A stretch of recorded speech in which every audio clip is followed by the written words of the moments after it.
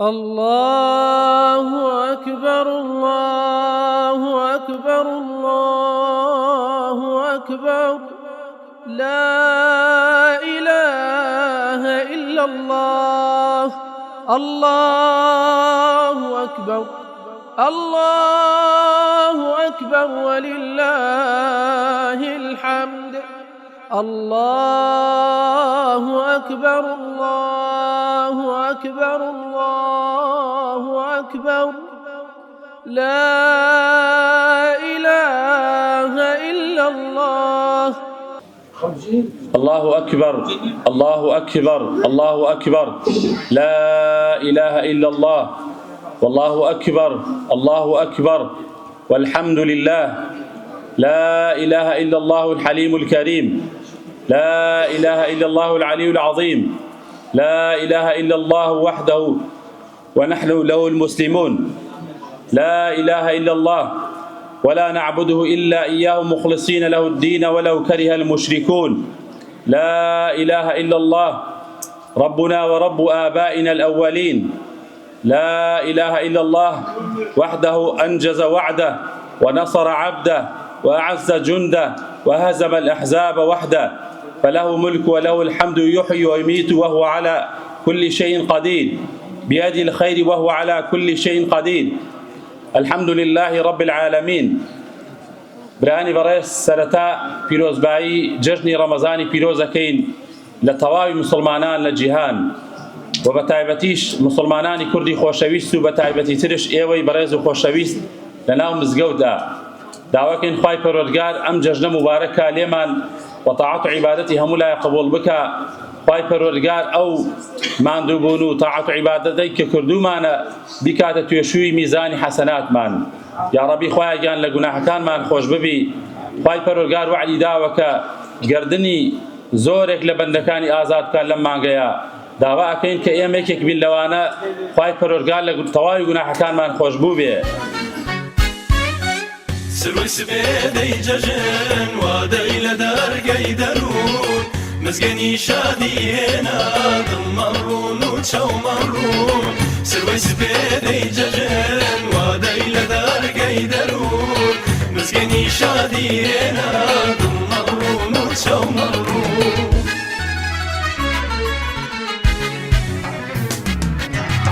كراوة بكراوة درقا وفنجري مالا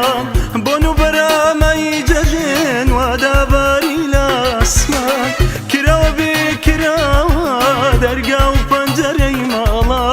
بونو برامي ججن وداباري كاكا عبيدة جشن فيروز به جشن فيروز به كاك شموس وادار ما مشى لجشن خوشي سلامت بيا خوا سپاس دكم ما شاء الله امروز جلي كردي خوشي وزور جوانا سپاس دكم جشن فيروز لكي كي لهمو مسلمانك وحلا شارت بارتي كردستان وهمو جيهانش ما شاء الله هم يانتو يعني خوشي رسم الله قلعة قرن سپاس دكم وكارم خوشي سيبوتشي قرنيتو حتما قرآن خوشويستي قرآن إن الله يرفع بهذا القرآن يقام ويضع به آخرين وبم قرآن خلقانك برزكاتو خلقانك نزمك إن شاء الله لو كسانين كخوا برزمانكاتو إن شاء الله. إن شاء الله ليرو جشن فيروز جايني بو خصمو كسو كارت عائلة. قشتي بقشتي حمو إن شاء الله. ديك بتايبتي ليرو إيش. بالد ليكم دابي ما. شاو ما. سلامت بيا. ليرو كومانيتي كردي لجشن عشونا جشن كليرو عشونا والله ولاتي بريطانيا. والله ليرو زور قرمو هر وكو رمضان كي وكو تراويح كي وكو إفطارغاني يواراني جشنكش ما شاء الله قرمو قربو إن شاء الله بخوشي أجزاري بسرهم مسلماننا. إن شاء الله. إن شاء الله. أمر جلي كردي لخوشي وجلي كردي لبنان. الحمد لله الحمد لله جزني إيام مسلمان بيه بوج لو درب كي. إن شاء الله. سلامة جزنا بيروز خوان باريكا لستان صابي راكم. خوان باريك. جزنا بيروزا وبني هات نوي مانجي بيروزي رمضان لا خوان ولا سرجة مسلمانان جيان ولا نشخناني مزجوتي روناكية كين لبريطانيا ولا برمنغهام وهذا نام جزنا بيه معي خوشي وكاميراني وبيك وجياني كي باش لنوان مسلمانانا ودعاكرم الله سبحانه وتعالى طاعته وعبادته روجو قلتن وشون جاكاني ماكي بيروزي رمضاني لقبول كتبيتينو قدن ماني لا أجري دوزق رزقار كذبت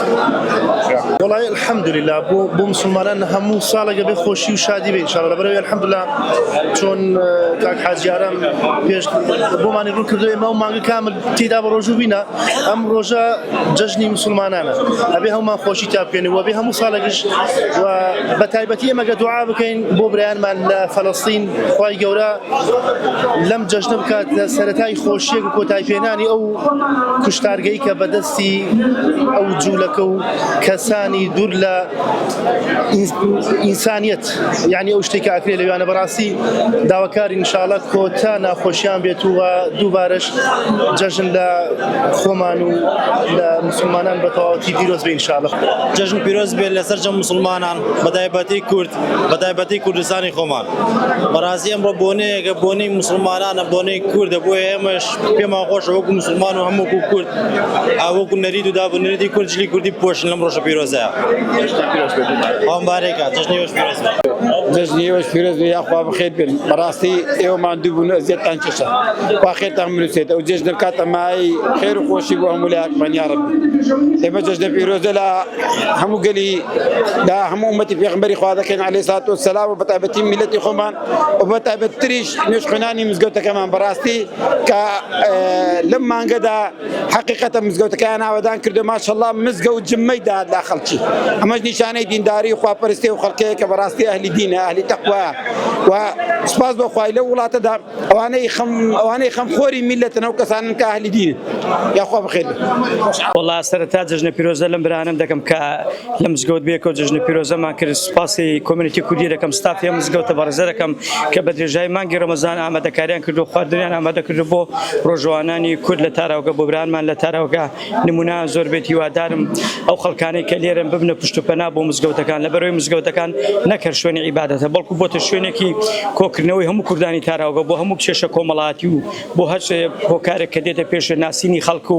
سوودێکگرتن لە ڕاوگۆڕینەوەی یەکتر و هەروە هیوادارم ئەوانەی کە لێرەن سەرمایەدارن بوونیان هەیە خوای گەورە زیاتریان پێ بەخشێت و زیاتر پشتگیری مزگەوتەکان بکەن کۆمیونیتی کوردی بکەن بۆ ئەوەی زیاتر ئاشنا بین بە کەلتور و دەستوری یەکتر و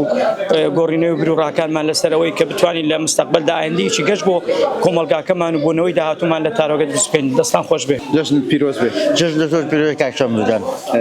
جەژنە پیرۆزە لە کێیەکەی لێرەوە؟ لێرەوە جەژنە پیرۆزە لە هەموو مسلمانانی جیهانەکەم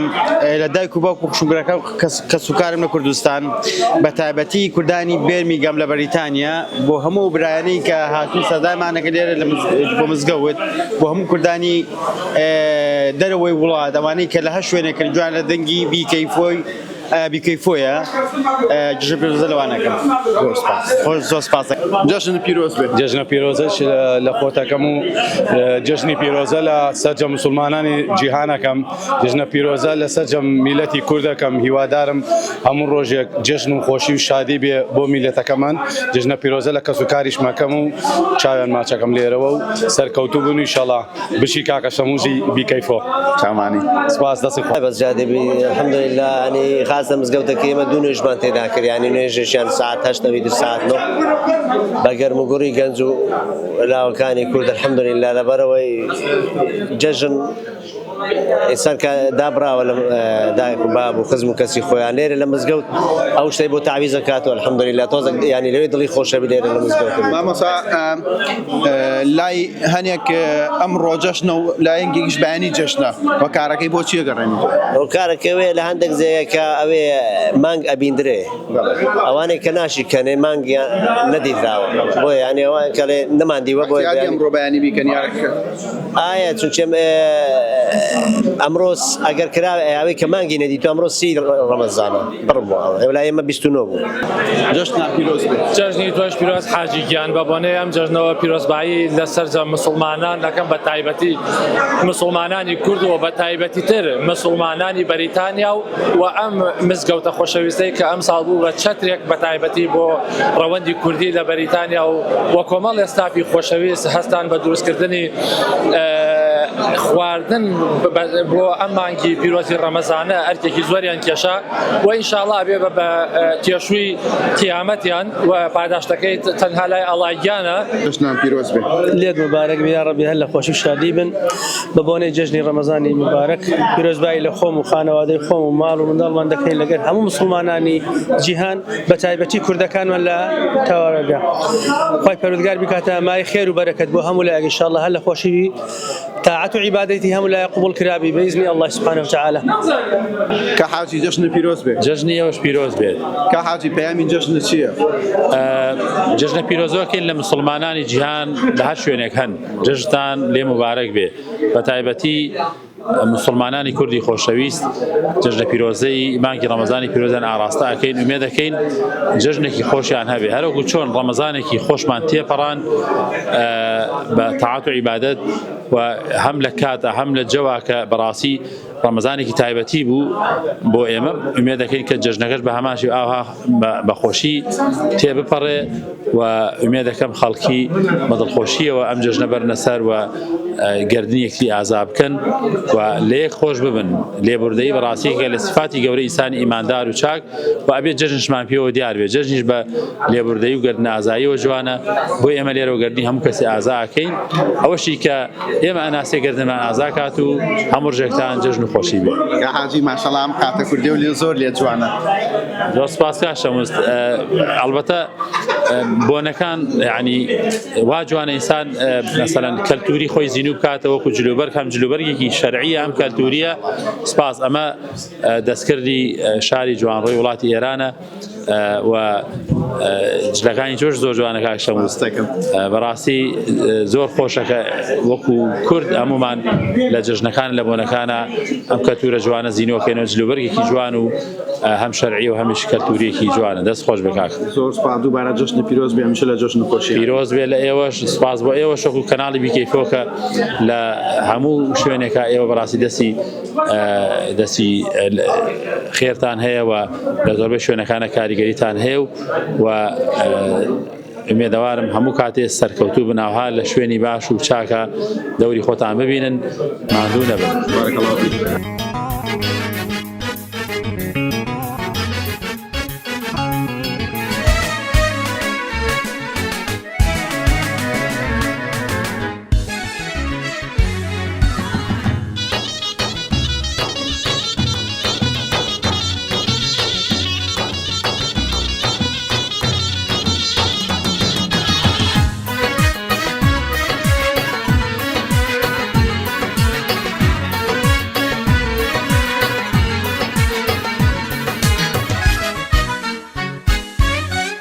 سروي سبيدي ججن وادي لدرقي درون مزقني شادي هنا ضمرون وتشو مرون سروي سبيدي ججن وادي لدرقي درون جشنتان پیرۆز بێ هەمیشە لە جژن و خۆشی یابن دانیشن بە خۆشی.